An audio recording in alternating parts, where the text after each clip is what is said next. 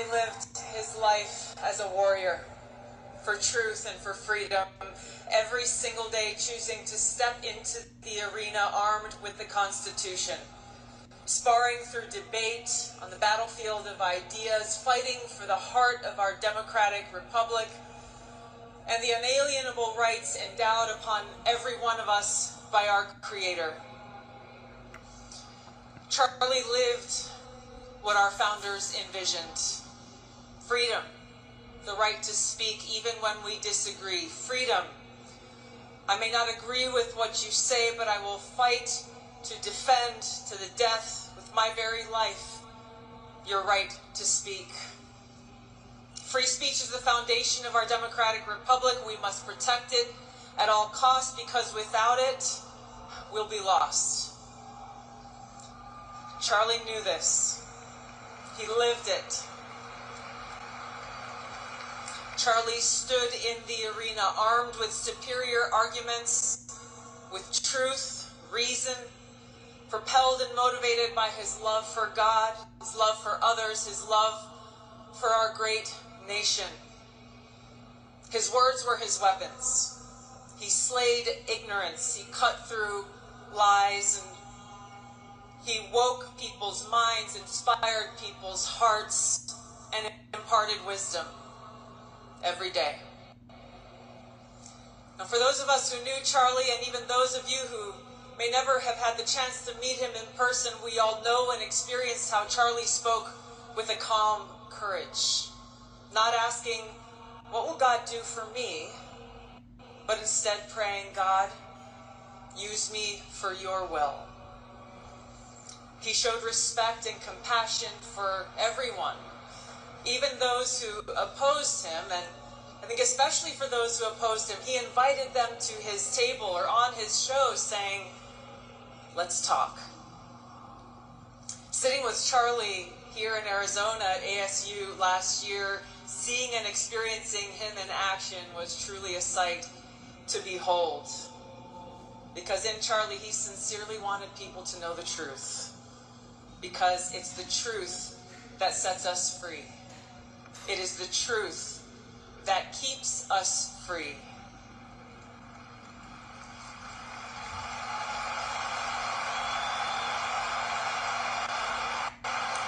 Now, Charlie, he chose our schools as his arena because he knows that they are meant to teach, to train our young people to think critically, to debate ideas, to test their strength through a clash of reason.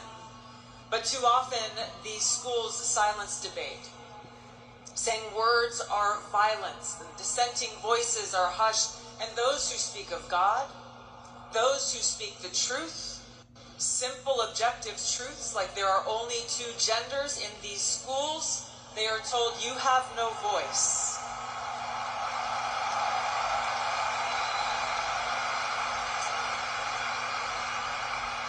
Charlie chose this arena to take these people head on, to challenge these institutions, these students and faculty, encouraging them to come, to speak honestly, bring your ideas, debate loudly, and think critically. And Charlie did this so well. He was winning, so much so that the forces of darkness, hate, and evil were threatened by him and tried to silence him. History shows this dark pattern that when ideas cannot withstand scrutiny, whether it's the ideology of so-called religious fanatics or political fanatics, their defenders, terrified that their weak ideas will be exposed for what they are, turn to intimidation, censorship, and violence. They kill and terrorize their opponents, hoping to silence them. But in this evil that we have experienced, that Charlie faced, their flawed ideology is exposed. Because by trying to silence Charlie, his voice is now louder than ever. His message is more powerful and impactful than ever. The truths that he spoke have spread hundredfold.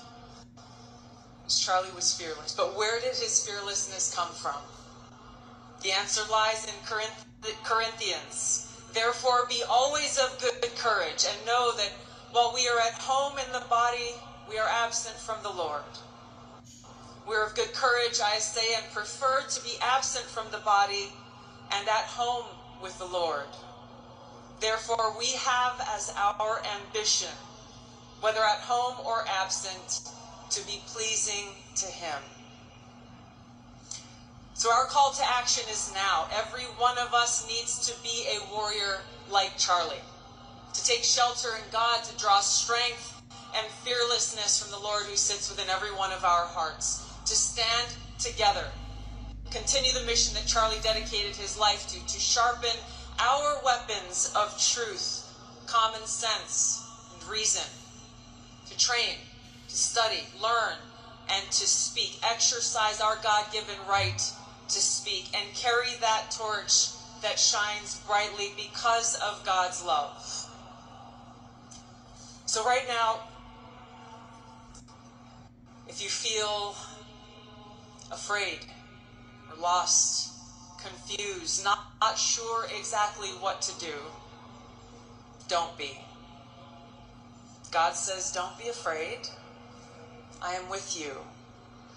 I will strengthen you and help you. And He is with us. He sits within every one of our hearts, just waiting for us to choose Him. To say as Charlie did, God, use me for your will. To say, God, my life is yours. I am yours. My heart is yours. Let me serve you. Now is the time for us to step into the arena and to stand as warriors for freedom and truth and fight. May God bless you all. We love you, Charlie. May God bless this great nation.